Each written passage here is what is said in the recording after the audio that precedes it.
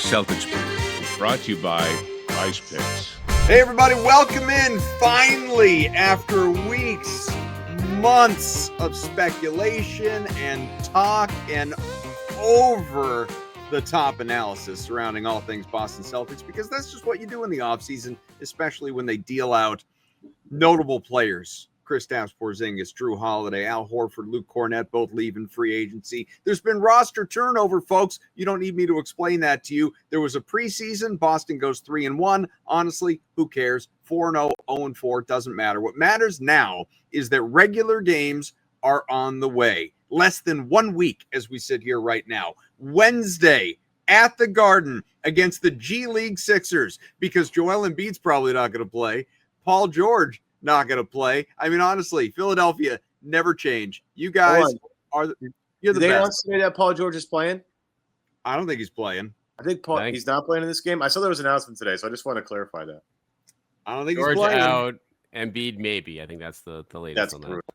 He's not going to play. Come on, he's got to cut into the awards absences already. Adam Kaufman, M. Valenti, Brian Robb, who of course is a big part of the Celtics media family. Maybe not big enough. We'll get to that in a second. But B. Robb here is on Twitter, Brian T. Robb. He is part of MassLive, part of the CLNS family as well, does the Still Poddable show. But the reason I say maybe, just maybe B. Robb, not a big enough part of the family, is because, like Evan and I don't know, mate, were you not invited to this media game against the coaches, or did you just wisely elect to not participate in the 57-4 thrashing that took place at the Auerbach Center this week?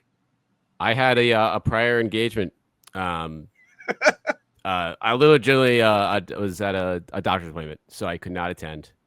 I can't imagine. I would have been. I would have been there. Upset that you weren't participating. And so I was like, RSVP. Sorry guys, can't be there. And then so I was not boots on the ground for the whatever that was, but the 57-4 demolition. But I feel for my my fellow media members that were on the floor for going through that. Do you think you would have enjoyed it? Like, Noah, who of course is part of the CLNS family as well and writes, and she put a post together for Celtics blog saying that, obviously detailing the whole event and her love for basketball and how she, played back in high school. And it's just like truly her most passionate thing is basketball. It's a fun article. People should go and check it out.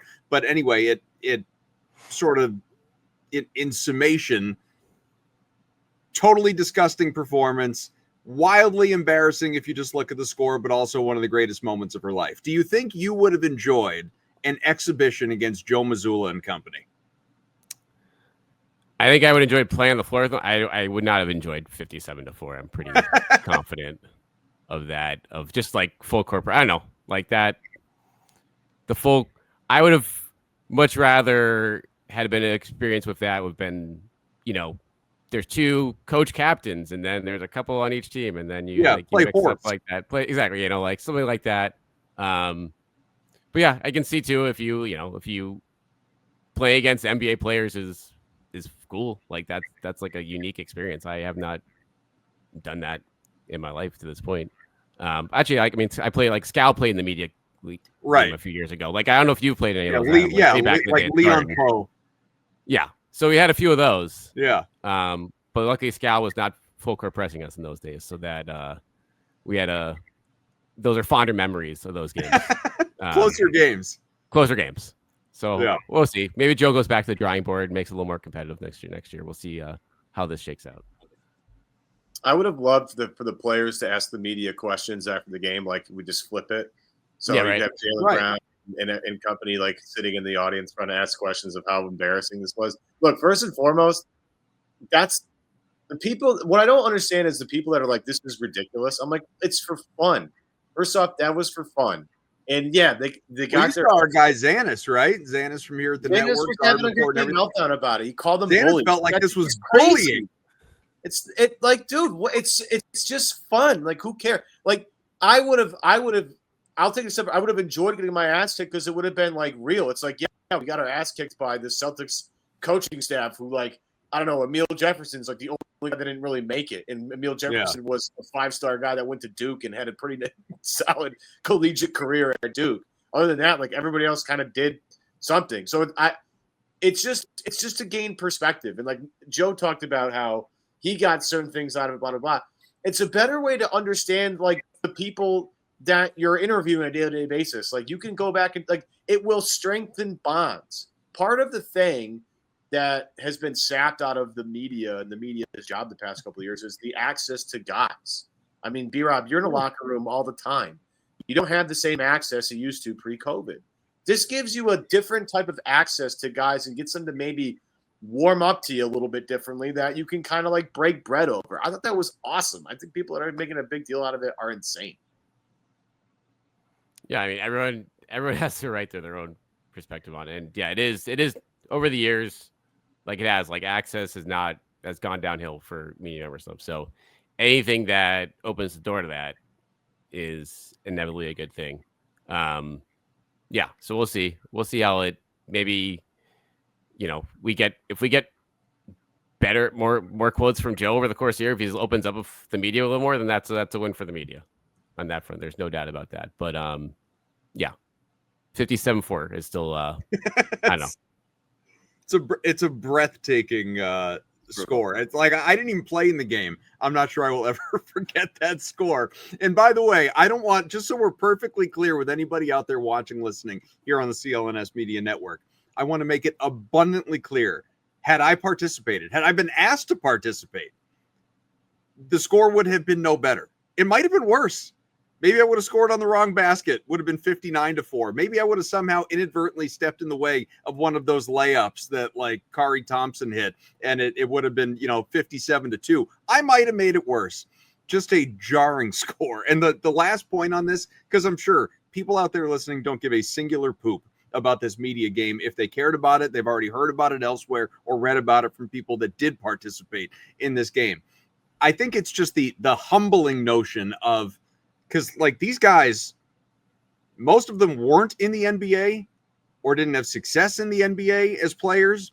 I don't even know if any of them played in the NBA, might be all college guys, and even many of them not stars in college, and yet still blew doors against your average Joes. It's like that's the humbling reality that, we sit around so often. This guy sucks. He's the 12th guy on the bench who could kill you.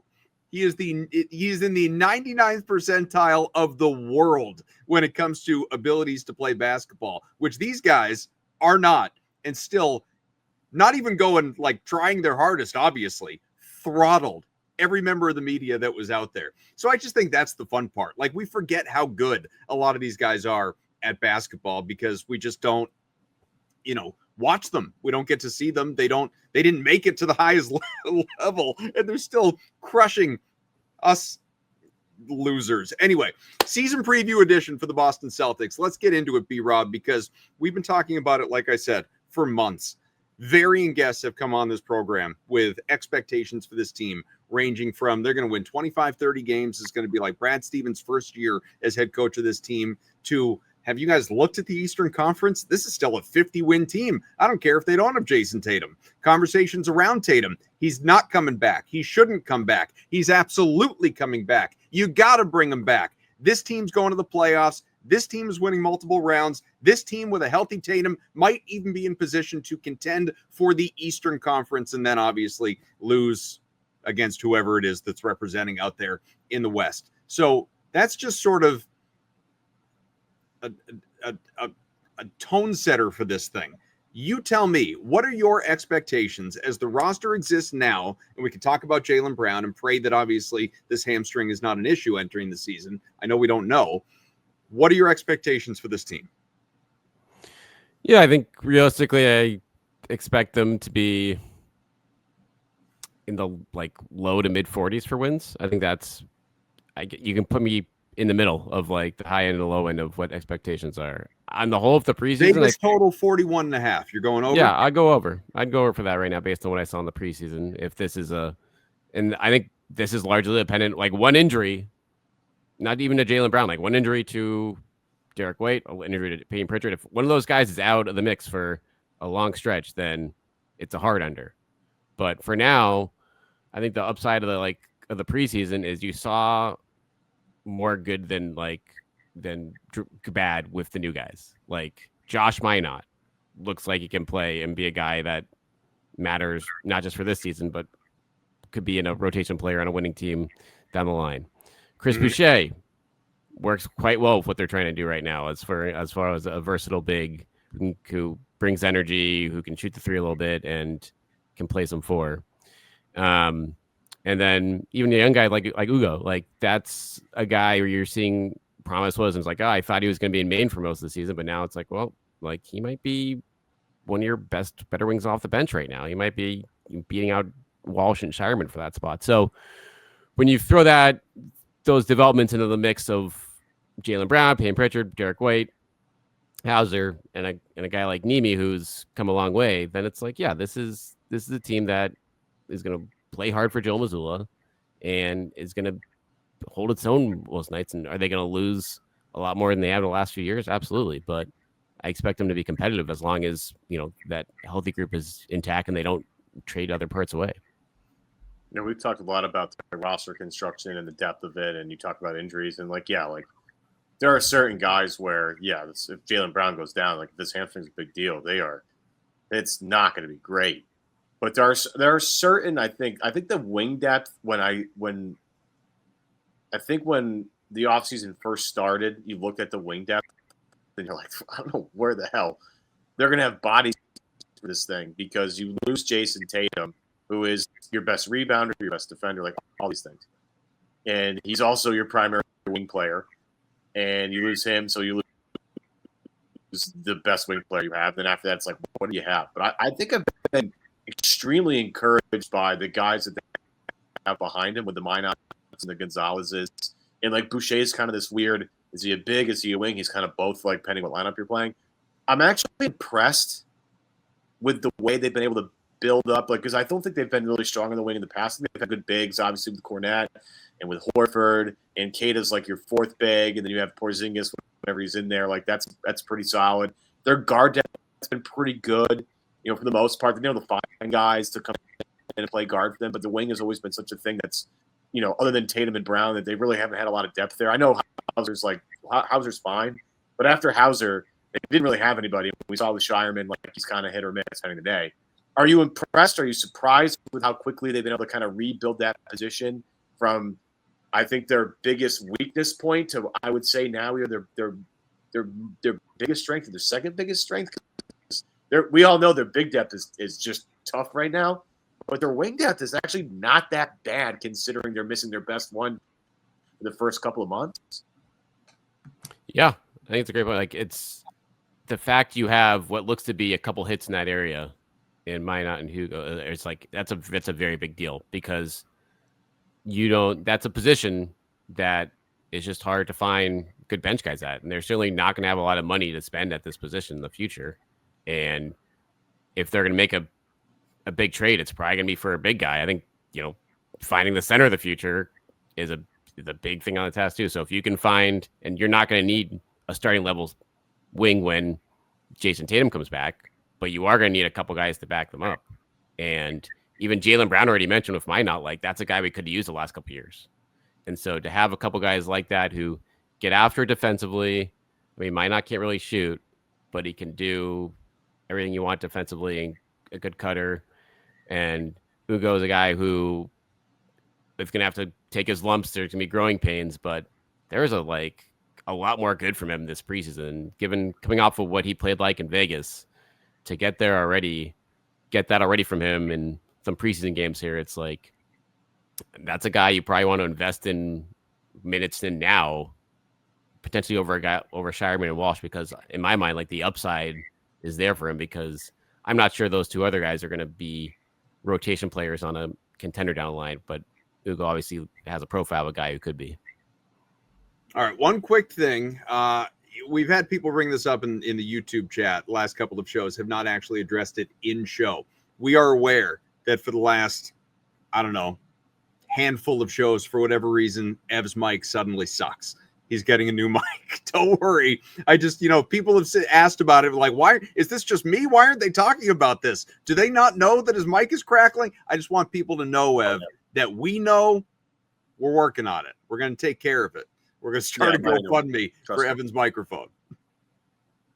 It's going to happen. Yeah, no, we're getting there. I think it's the cord, but I'm just going to buy a whole new one anyway and get a better system. I apologize to everybody. No, you don't need to apologize. I just want people to know because it's come up in the YouTube chat a couple of times. So I just don't want people to think that, like, we're not aware. We're aware. There's a reason why it's not different today.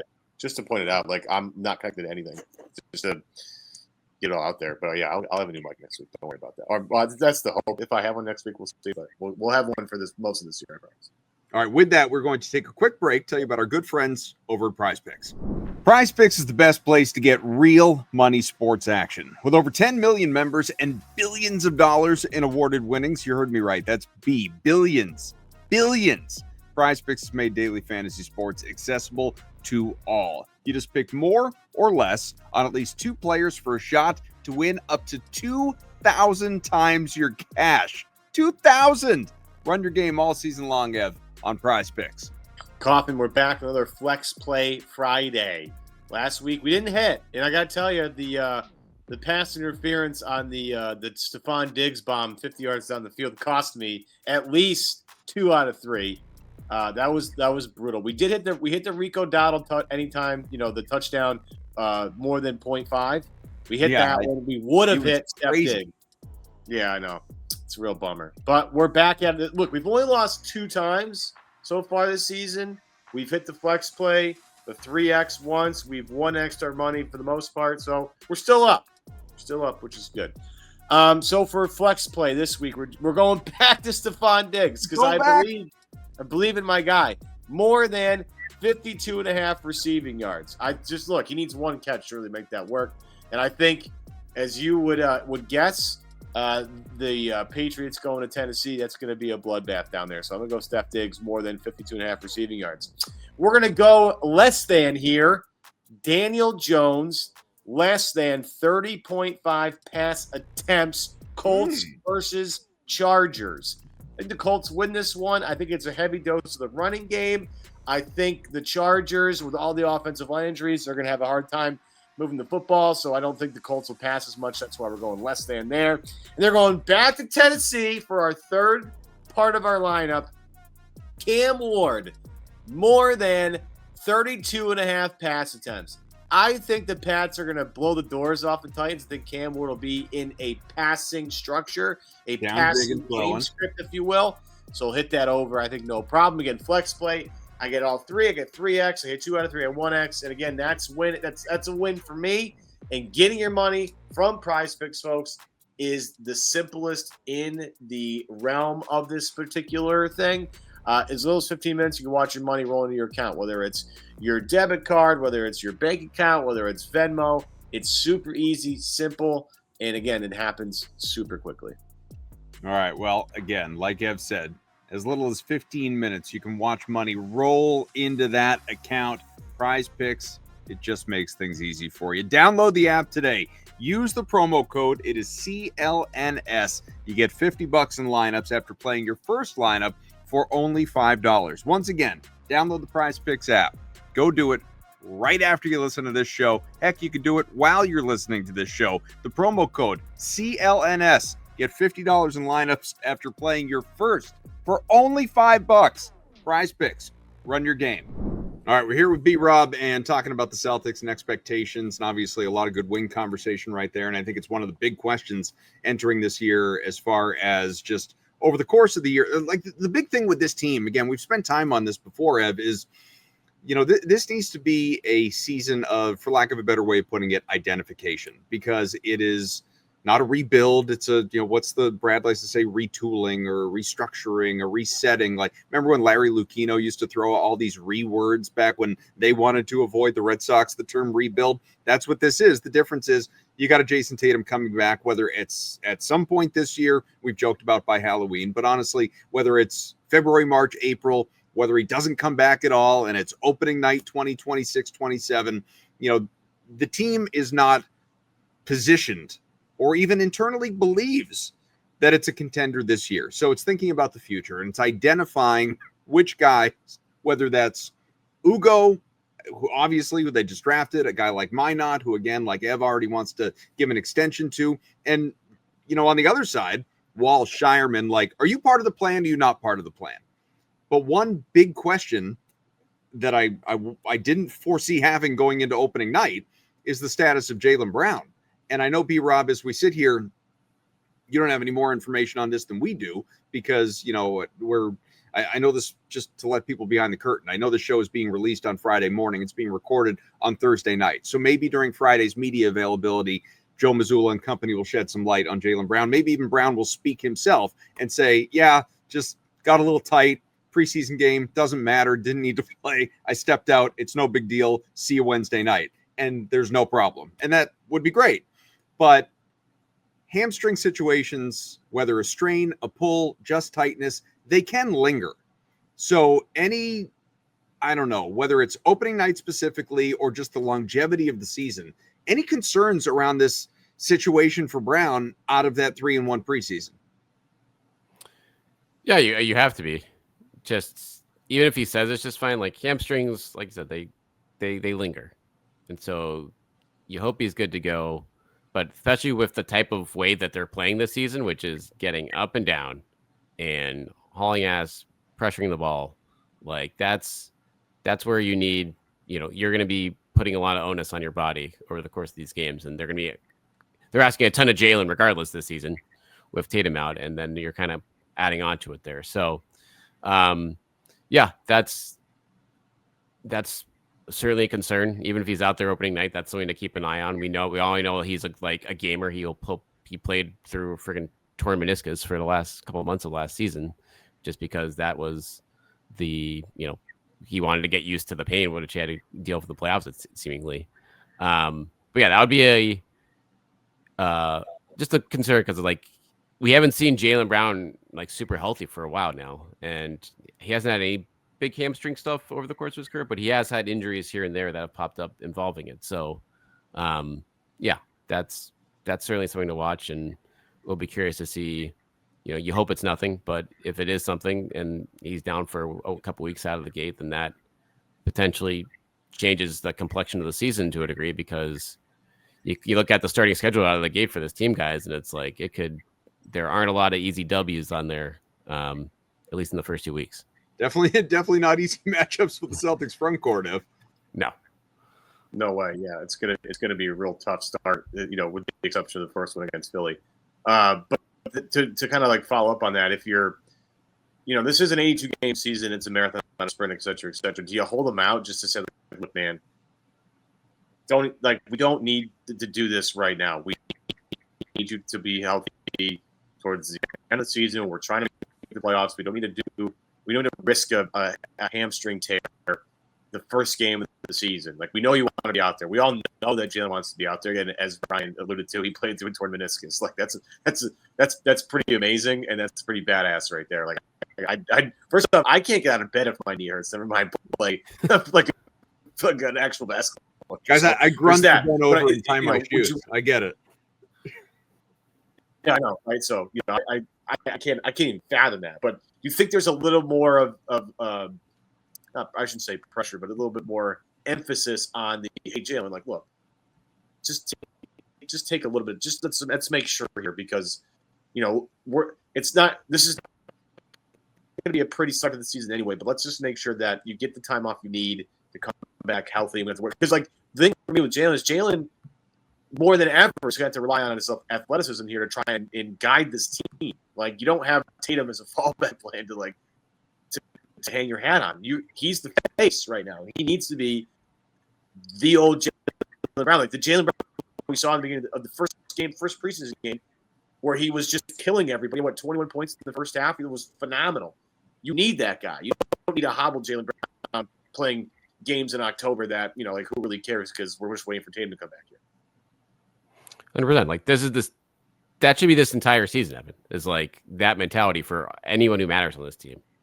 Whether it's Jaylen Brown, Derrick White too, like those guys should not be playing 38 minutes a game in the regular season because you're trying to grind out a win against the Magic in November. It's like, no, like this is this is not the season to do that. You want to keep them, you want to, not their best, but like you don't want to grind them into a ground and put miles in these tires. Because I mean, Jaylen Brown is 28 now. Derrick White is in his 30s.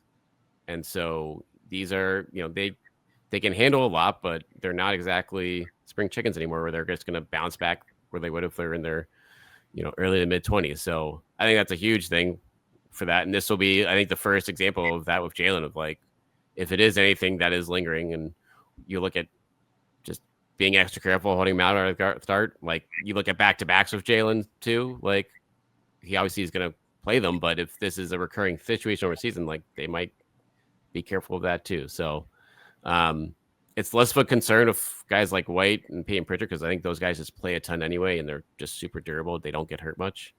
But Jaylen, over the course of his career, gets beat up a lot over the course of the year. And so I think they need to kind of save him from himself in a season where it's taking those type of, risks that we saw last season with him, where it's just, it's not necessary. Do you think not Joe Mazzulla, certainly not the players. Like, nobody wants to play, coach, watch losing basketball. But we've talked about what this season is. We've talked about it a lot on this podcast. Hours of mouth breathing on expectations for this year, what it should be, shouldn't be. Do you think Brad Stevens, Mike Zarin, like, you want to build a culture, you want to, have the right environment, all that. You don't want to surround yourself with negativity. But all that said, do you think they ultimately care about the outcome of this year? Playoffs, no playoffs? Do you think they even want playoffs versus not actively tanking, but they're not going to sit there and be all that upset, all that heartbroken? If they wind up in the lottery, maybe somehow for the first time ever, get a little lottery luck and get that asset. And that doesn't mean you're using it. Like, it doesn't mean you're drafting the player with a top 5-7 pick, whatever it is. Maybe it just means you're trading it to go and get a good established NBA player that can come in alongside Tatum, Brown, White, whoever's here, and help you toward Banner 19. But for this season, I mean, what do you suppose, any intel or just opinion, that the priority within that front office is? I think that, Brad has alluded to, like, in his press conference, like, I'm not going to put a ceiling on any team. And you go back, I think you can look back a decade here, Adam, like the 2015, 14-15 playoff team, the year they traded for Isaiah, like that was a team that I think the front office kind of wanted to tank going to that trade deadline. And Brad, as a coach at that point, was like, no, I kind of like what we're building with this group. And they end up being, surging their way to the playoffs and obviously propelling themselves higher in the Eastern Conference a year or two earlier than anyone could have guessed. So I think ultimately, the front office is probably realistic about what's possible this season, but they certainly, if they're healthy, are gonna they hope they're gonna be in the playoffs, because I think you have enough uncertainties on this roster right now where you are figuring things out for the future, and valuable experience now can help that. So if you find out which one of these bench players you're gonna actually be able to trust next year. Is Nemi a viable starting center for long term? Is he a viable backup center on a good team? Like, these are all questions that are easier to answer when you're playing meaningful basketball down the stretch. Now, again, one injury takes that away. Are they going to be devastated if they're going to drafting top 10? Of course not. Like, that's going to be a huge weapon for them in the offseason. But I think the default there is all right, we still have a lot of talent left on this team when it's healthy, and we can, make some noise in the East, at least in the bottom of the East, and see what the hell happens with Jason Tatum in, the March, April time span. Kaufman, you and I have watched a lot of Celtics basketball. B-Rob's watched a lot of Celtics basketball the past 15 years plus. No part of Brad Stevens or Joe Mazzulla, I think, wants to lose basketball games. I think if you pulled some other guys in the front office, maybe they'd have a different opinion. But I think if you think that Joe Mazzulla or Brad Stevens would prefer to lose games this season, I think you're crazy. Because at least with Joe, I know Joe does not want any part of losing basketball games. Again, no. I think Brad's still got that competitive fire in it. Not coaches, not players. I remove again, you you think like the tanking for Tim Duncan and all of that stuff. Like players still have pride. Coaches still worry about their jobs. Now, I don't think we've talked about this before, Ev. This team could win 15 games this year. Joe Mazzulla is still not going anywhere. This guy has multiple years. I don't even mean remaining on his contract. I mean remaining on his life as Celtics head coach. This is a freebie year. It doesn't matter what happens this year for this Celtics team. Joe Mazzulla is safe. But obviously, the competitive guy that he is, he wants to win. No doubt about it. I don't question that. That's why it becomes a front office question where you can, at that point, strategically align the outcomes of games to some degree based on what your roster is. And their roster right now is not what it was last year. You know, they pared that down again. And it could change even more, Adam. It could change even more in a couple months. You know what? To that point, let's go there. Ev, let's bring up what we were talking about on our text thread earlier today. This was not on my mind to go to this place tonight, but and it's not a conversation that listeners are going to enjoy, but I think we should go there. Our buddy Seth Landman, he's popped on this show from time to time. Huge Celtics fan, always someone that is looking at the bigger picture. Sends Evan and I a text early today. Where was it? First thing this morning said, here it is, 10:30. I have a sneaky feeling Derrick White gets traded this year. Oof. He's too valuable for a team not playing for anything, and he's 31. Contending in a year is not as simple as me, make it sound. There's a roster to build, not a lot of tools to do it. I think the package would be starter-level player on a below-market contract, at least 2 firsts or 1 really good one, an excellent prospect on a rookie deal, and some financial relief. Then he starts outlining, he was getting into the trade machine, talking about prospective packages, some of the things that he mentioned. Again, these are conjecture, it's opinion, it's goofing around. Says, I was playing around with a 3-teamer where the Rockets get Mike Conley from the Wolves get White. We, the Celtics, get DiVincenzo, Dillingham, Eason, Jayshawn Tate, and a future first from the Wolves.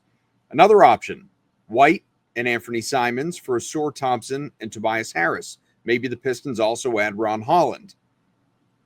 He threw out one more, I think, somewhere in here. D. White for Castle, Cornette, bring Cornette back, and Sohan in San Antonio.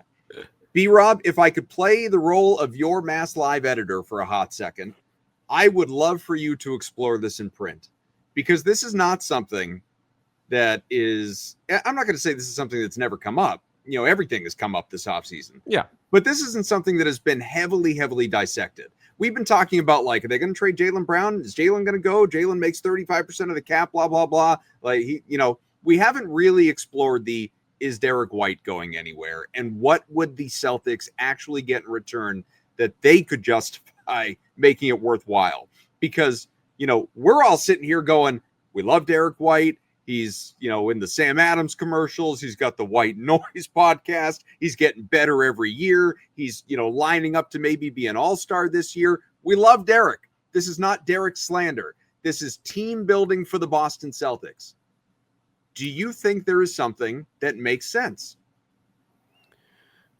I don't know if I only got trades out there where that makes sense for the Celtics at this point. Like, I think you're looking at like the Desmond Bane type offer to think about if you're the Celtics at this point. Because if you're trading Derrick White now, and the calls are going to keep coming in on Derrick White because he's a guy that any team wants. Like, if you're a contending team and you have stuff, like Houston has stuff, like the Spurs, like that have extra draft picks and a desire to win now. He's the perfect guy for you to deal with. But if you like the road back to contention, if you're the Celtics, if you give up Derrick White in this scenario, is I think a very long one. Like, this is like a longer reset, and like good luck getting like Jason Tatum on board with that, and like Jaylen Brown. Like, that's still, the financial problems aren't going to go away if you trade Derrick White. If you still have 2 super max guys and you have to build around that, like that, it's going to probably just get harder because now you don't have the perfect third guy to go with them. So it's his name is going to come up, but the ones they're throwing on there, I think that's like the Celtics would hang up on those. Like they need to be blown away by an offer for Derrick White this way. Which I don't know if is out there because he is in his 30s now. So it's like he's at the tail end of his prime as opposed to the beginning of his prime. So, but yeah, like any team building stuff this year, like in season would surprise me, but without doubt, these are questions that aren't going to go away because building around this core as is going to be the margin for error is very thin.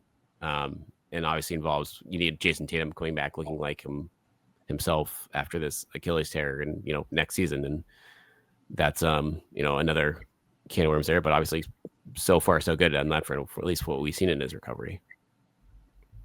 Yeah, I think this is going to be the best year of Derrick White's life. I think the little that we've seen of him so far, you go back a couple of years and everybody, the dirty little secret was they're better with Derrick White than they are with Marcus Smart on the floor. And it was why is Marcus playing over Derrick at the end of games? They're clearly better when Derrick's on the floor. Well, then they got rid of Marcus. Then they bring in Drew Holiday, so who's going to run point guard for them, and so Derrick slides over the 2 guard to make it work, and it was great. Like I'm not saying it wasn't great, but the idea of more. And Kaufman, you and I have been on this. Seth was on this with us as well. Like I want to be in the more Derrick White business. Like more Derrick White is good for the Celtics. Like if he has the ball more, he's dictating pace more, he's shooting more, he's controlling the offense more. Like it's going to be a positive thing for the Celtics. I think Derrick White's going to have the best year of his career this year at age 31. I think it's going to be awesome. I think he's going to have the best impact he could possibly have. And sorry, Kaufman, selfishly, I want to see Derrick White. I want to see him more. I want to see more minutes. I want to see him play point guard.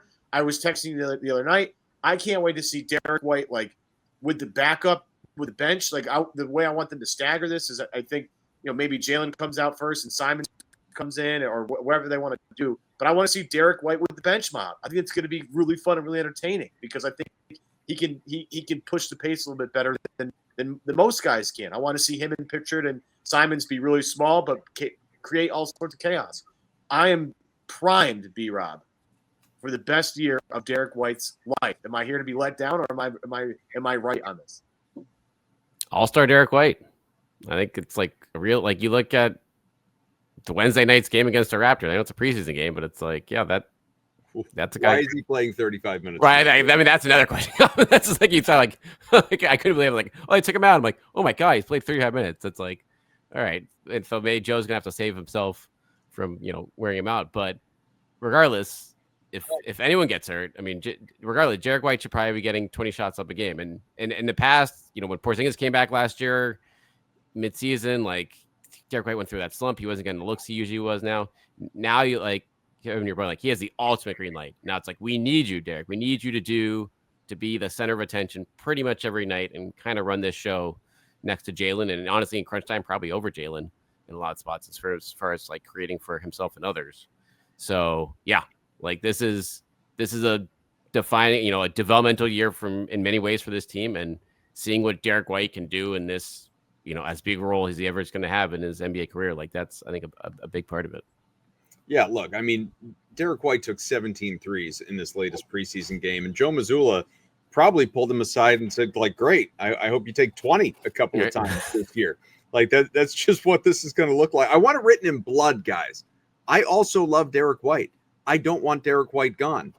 I just wonder, and this is not a preseason conversation any more than it has to be. This is going to be an in-season trade deadline, certainly next offseason, and see what everything looks like with the health of Tatum, Brown, assuming, everybody's here, all that stuff. We went from the Celtics having one of the deepest teams in the NBA, top to, 1 through 8 or whatever you want to look at it as, to now a team that has some very obvious flaws and holes and roster question marks that, I am just fascinated by the roster building decisions that are ahead for Brad Stevens, Mike Zarin, that entire group. I'm fascinated by it.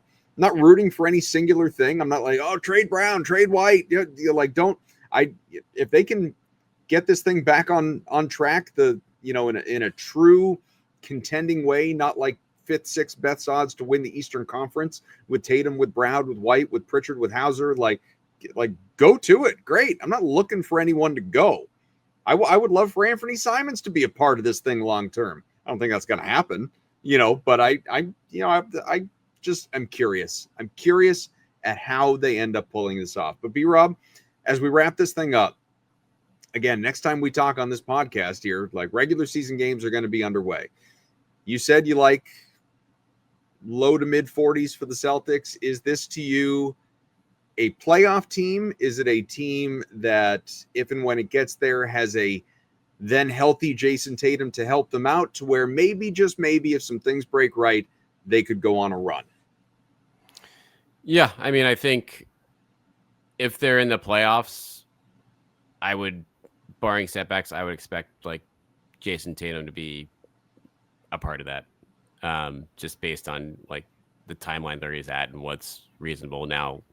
If how the team handles him, like this is going to be ultimately, like we know Jason Tatum loves to play, and he's pretty much declared like I want to be back out on the court this year if I'm ready, and whether the team can talk him out of that or actually like push him aside, we'll see. Like it's one thing to come back on the court for a few games after an injury. I think Paul George did it like a decade ago after he got hurt with the Pacers, but those were like inconsequential games. They were out of the playoff mix. Now I feel like if he comes back in and this like the Celtics are in a play-in race or trying to get to the 6th seed, like that's a whole different animal. But ultimately, like when it comes to Jason Tatum being on the court, like injury wise, I'm not really betting against him, like just based on his career progression on that front. So it would be, how hilarious would it be if it's like 2-7 like Knicks Celtics?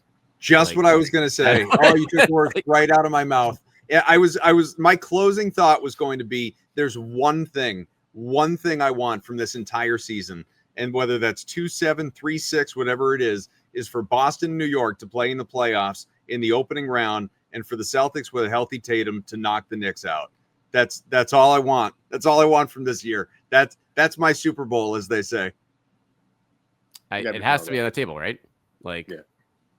It's too easy. It's too easy after how that ended last year. That would be too much. But it's going to be. I do wonder just how much where this team is at in January and February will influence that decision at all. If Tatum can be like, listen, like I want to be out there, and like this season may not be a throwaway. The Eastern Conference is like the Eastern Conference. Like we can't throw away a season in the Eastern Conference if I'm actually 110% in like the middle of February or something like that. But if they're 25-35 and Tatum's like, I'm ready to go, then it's like, all right, like that's great, but we're not like we're get a couple games in, I guess, but we're not going to throw you out there for anything meaningful. Yeah. What do you say, Ev? Final prediction on this team? I trust me, if it's Knicks Celtics round 1, I'll be revved up. Bing bong, baby. I have changed my opinion on Tatum coming back like 18 million times, and with every video that he puts out, I change it again because it's like, all right, this is real. He's coming back. Kaufman will tell you, I was very anti even entertain the idea of Tatum coming back, and then I might come back. Well, I don't want him playing playoff games because whole different animal. It's way more physical, and the guy's just coming off an Achilles tear. Now I'm just like, you know what? He's probably going to be fine, and they're going to bring him back in February, and by March he'll be fine, and then in April he's humming. And if they get into the playoffs, they'll be the team. Like you don't want to play.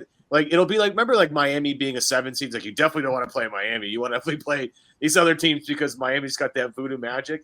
Boston could be Boston this year. That could be their claim to fame. And I would relish the opportunity. That's all I'm saying.